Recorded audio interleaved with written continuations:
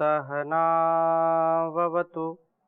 सहनौ भुनक्तु सह वीर्यं करवावहै तेजस्विनावधीतमस्तु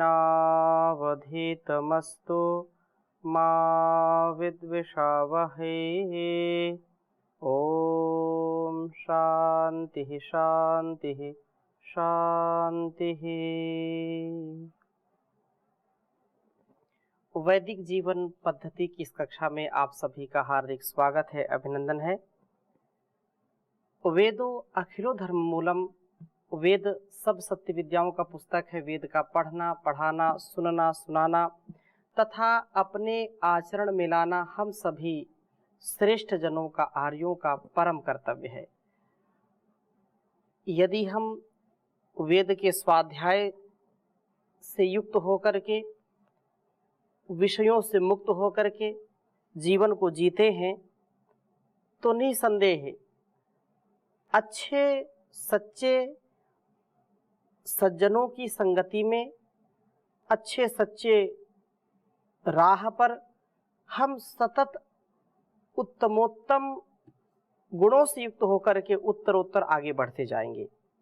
और यदि वेद के प्रतिकूल, वेद के विरुद्ध, वेद के आदेश उपदेश विधि निषेध के यदि विपरीत हम आचरण करते हैं, मनमानी ढंग से जीवन को जीते हैं और ऐसे जो अकल्याणकारी मार्ग का आलंबन लेते हैं, अकल्याणकारी विचारों का, अकल्याणकारी लोगों का संग करते हैं, तो निसंदेह हम अपने जीवन को सार्थक नहीं बना सकते।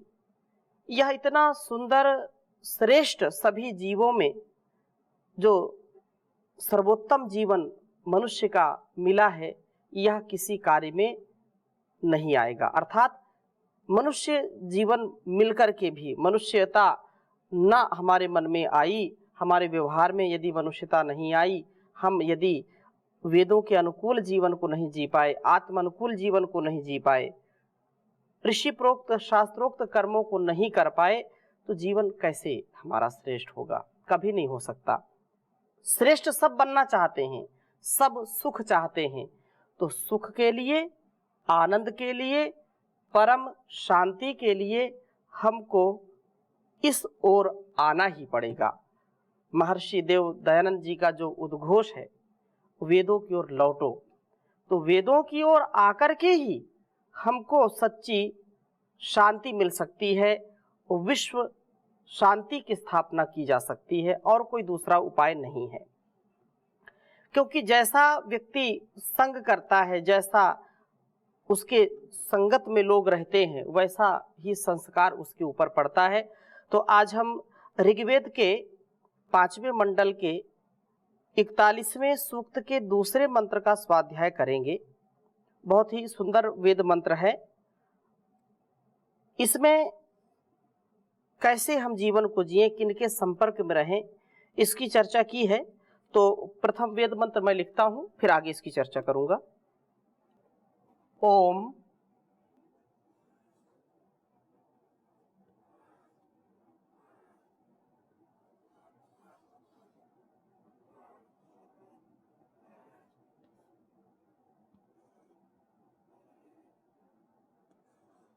तेनो मित्रो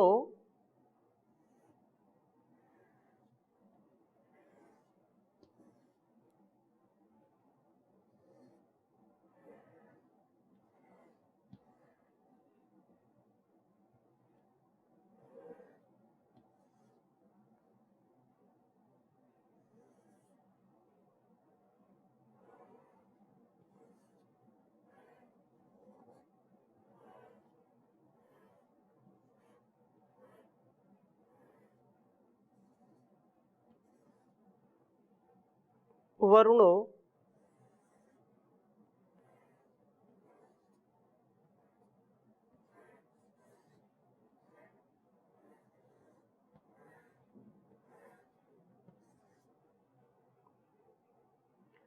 अरेमायुरिंद्र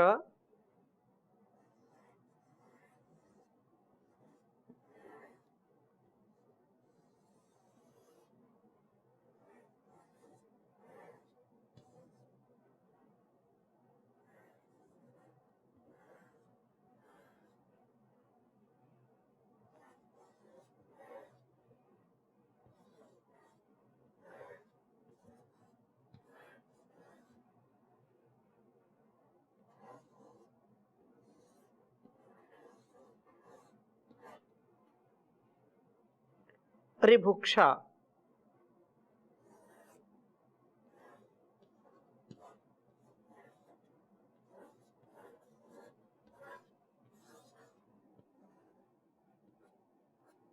ऋभुक्षा, मरुतो जुषन्त,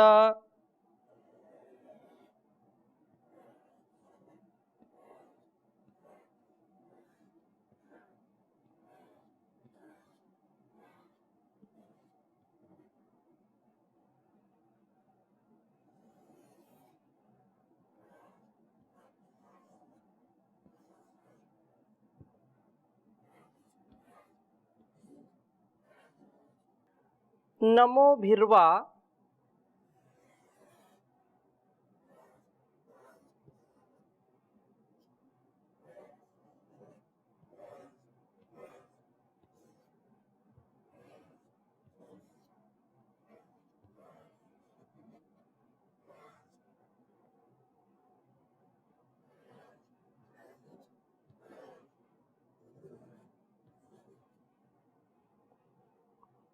ये दधते,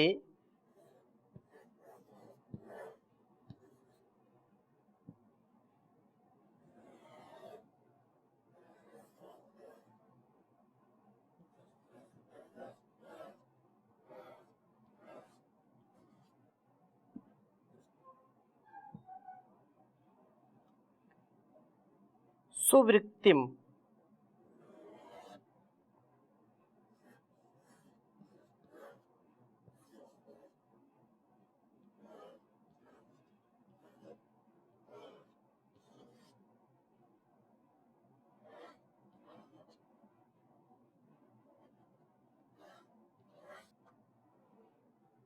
सुवृत्तिम स्तोमम,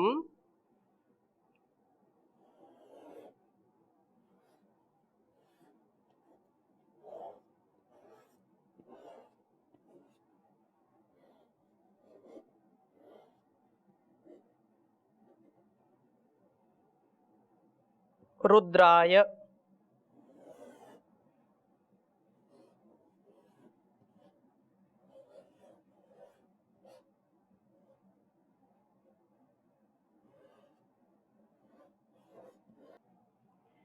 मीढुषे सजोषाः,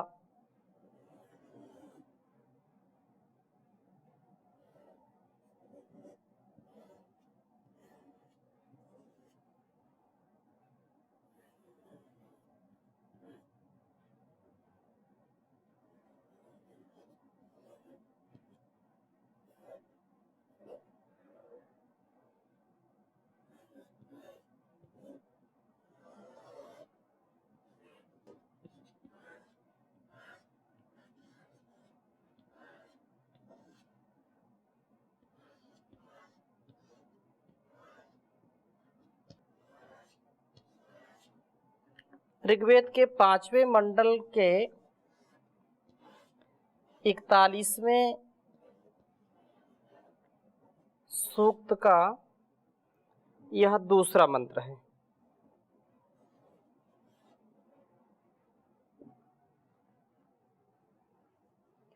ओम तेनो मित्रो वरुणो अर्यमायुरिन्द्र ऋभुक्षा मरुतो जुषन्त नमोभिर्वा ये दधते सुवृत्तिं स्तोमं रुद्राय मीढुषे सजोषाः।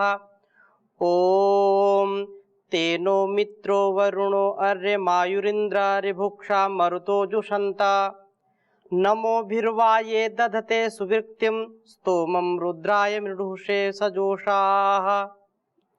बहुत ही सुंदर भाव है इस वेद मंत्र का।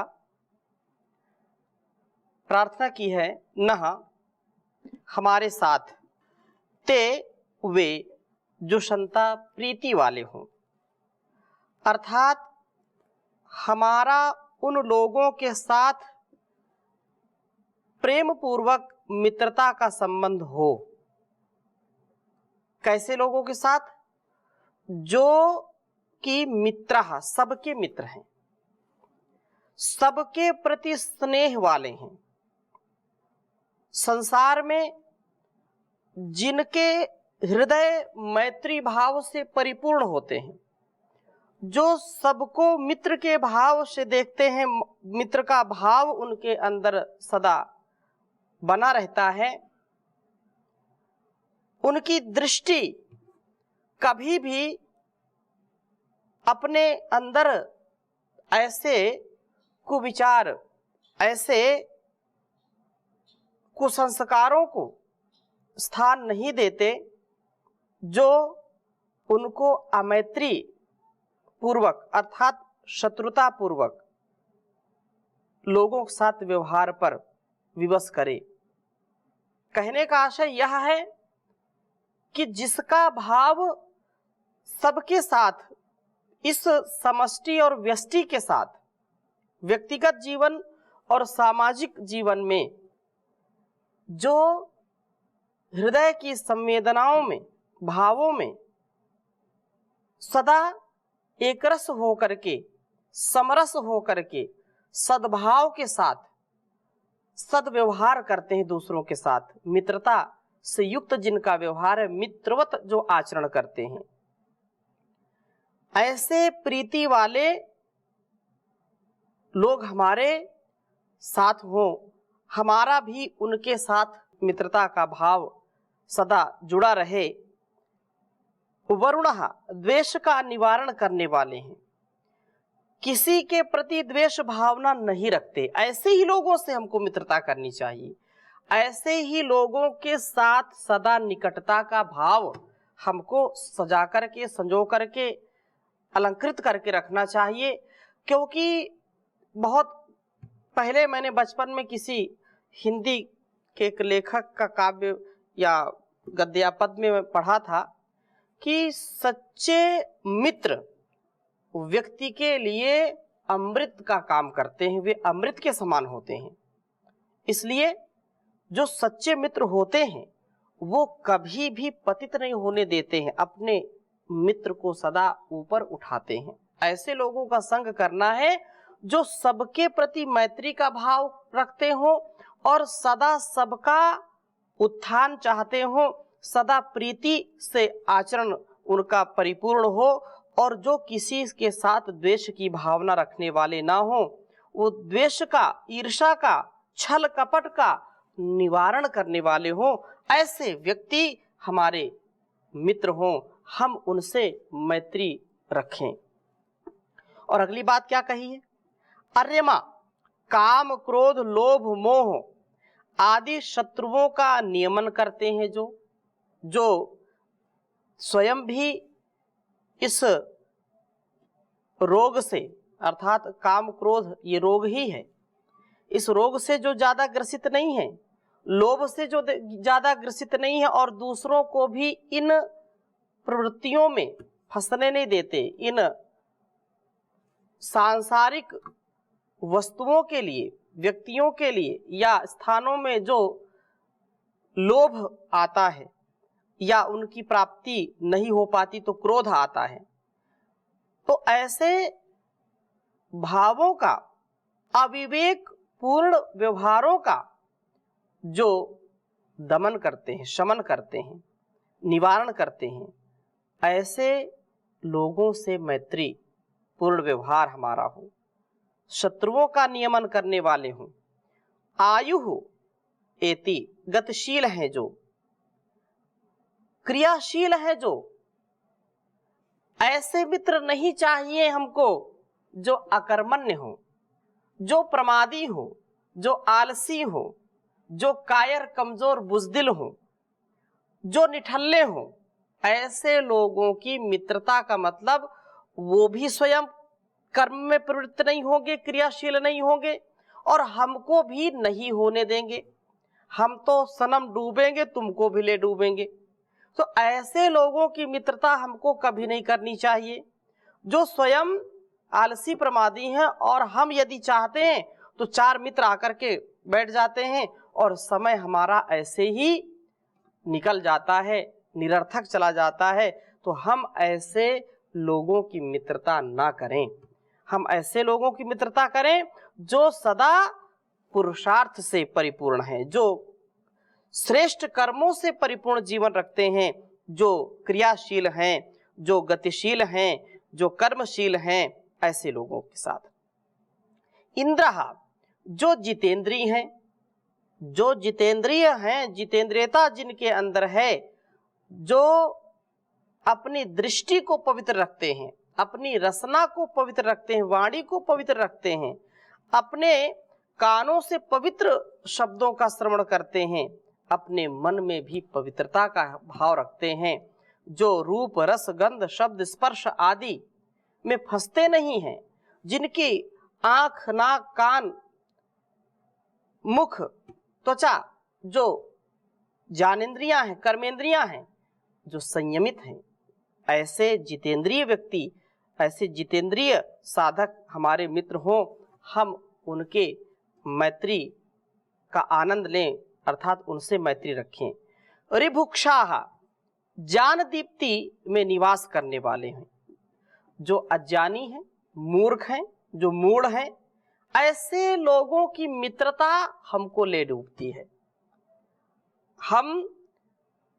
ये लोग कहते हैं कि नादान दोस्त से दानेदार दुश्मन अच्छा, अर्थात जो मूर्ख मित्र बहुत हैं, लेकिन जो बुद्धिमान शत्रु है, वो बुद्धिमान शत्रु मित्र से भी अच्छा हो जाता है, क्योंकि उसका सामर्थ्य, उसका ज्ञान, उसका विवेक सबसे ऊंचा है। लेकिन मूर्ख पता नहीं कब क्या कर बैठे, कहां हमको धोखा दे दे, कहां किस गति की ओर लेकर के दुर्गति की ओर लेकर चला जाए, हमको पता ही नहीं है। इसलिए बुद्धि ऋभुक्षाः, ज्ञान दीप्ति से युक्त मित्र हमारा हो, ज्ञान दीप्ति में जो निवास करने वाला, जो उच्च चेतना में अपना भाव स्थिर करके रखने वाला हो। मरुतः, प्राण साधना में प्रवृत्त हैं, ऐसे मित्र जो योग साधना करते हैं, प्राणायाम करते हैं, प्राण साधना में रहते हैं, जो अष्टांग योग में जीवन जीते हैं, ऐसे मित्रों का सानिध्य हमको मिले, ऐसी मित्रता हमको मिले जो हमको स्वयं भी योगी बना दे, हमको निरोगी बना दे, सबका सहयोगी बना दे, उद्योगी बना दे।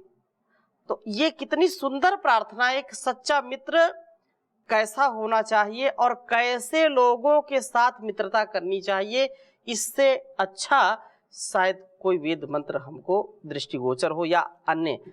इसका एक एक शब्द यदि हम जीवन में उतारें तो निसंदेह कभी भी हम भूलेंगे, भटकेंगे नहीं। मरुतः, प्राण साधना में प्रवृत्त व्यक्ति हो, और वा अथवा हमारा उनके साथ रहन सहन उठना बैठना हो, ये जो कि नमोभि, नमन के साथ मिरुषे, सर्व सुखों का सेचन करने वाले, रुद्राय, सब रोगों का द्रावण करने वाले, प्रभु के लिए सजोषाः, परस्पर प्रेम वाले होते हुए मिलकर सुवृत्तिम, अच्छी प्रकार से पापों के वर्जन के हेतुभूत स्तोमम, स्तवन को दधते धारण करते हैं। उन उपासकों के साथ हमारा उठना बैठना, हमारा मेलजोल, हमारा संवाद, हमारा संपूर्ण यह जो अनुष्ठान है जीवन का, ऐसे ही साधक प्रवृत्ति के लोगों के साथ हो, हम उनके साथ मैत्री भाव से रहें, और ऐसे इनके संपर्क में आकर के हम भी इनके समान हो जाते हैं। क्योंकि जैसा संग वैसा रंग, जैसी संगत होगी वैसी रंगत होगी। तो अपने आसपास अपने लोगों को हमको ऐसे ही श्रेष्ठ कर्म वाले, श्रेष्ठ स्वभाव वाले, उत्तम आचरण वाले लोगों का संग करना चाहिए। इससे विपरीत लोगों का कभी भी संग नहीं करना चाहिए। अब प्रश्न ये उठता है कि ऐसे लोग मिले ना तो हम क्या करें फिर? हम यदि प्रयास करेंगे, यदि हम मन में ऐसे भाव रखेंगे, तो हमको ऐसी दिव्य आत्माएं, ऐसे दिव्य लोग मिल भी जाते हैं। कभी कभी ऐसा प्रतीत होता है कि हम कहाँ आ गए, कैसे स्थान पर आ गए, कैसे मकान में हम रहते हैं, कैसे पड़ोस में रहते हैं, कैसे समाज में रहते हैं। तो जब आपको यही लगता है कि बहुत विकट संकट है यहाँ पर, तो ऐसे स्थान को हमको परिवर्तित करने का प्रयास करना चाहिए। जहाँ अच्छे लोग हों वहाँ रहना चाहिए। सरल कार्य नहीं है यह, परंतु प्रयास प्रथम ये करें कि अपने स्वभाव से, अपने व्यवहार से अपने आसपास के लोगों को भी परिष्कृत करें, उनको भी सही दिशा दें, उनको भी सही रास्ते पर लाने का प्रयत्न करें। और वे लोग बात हमारी क्यों मानेंगे? यदि हम श्रेष्ठ आचरण वाले हैं और सच्चाई के साथ, अच्छाई के साथ आगे बढ़ने वाले हैं, तो एक न एक दिन वे जो हमारा विरोध करते हैं, हमारी जो दृष्टि है उसका वो तिरस्कार करते हैं, उसकी हंसी उड़ाते हैं। परंतु जब हम सच्चे हैं, अच्छे हैं, तो सांच को आँच नहीं है।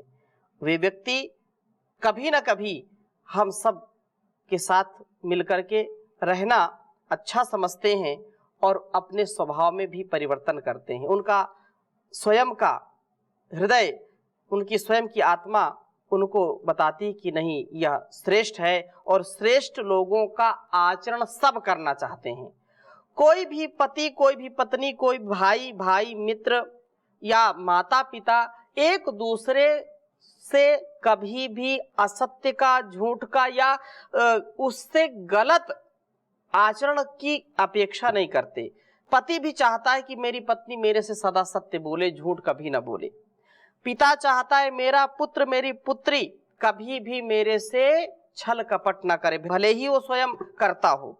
तो कहने का आशय यह है कि जो सच्चाई है, जो मूल प्रकृति है, ऐसे मूल प्रकृति से जब हम जुड़ करके रहेंगे तो हमारा संपर्क श्रेष्ठ हो जाएगा।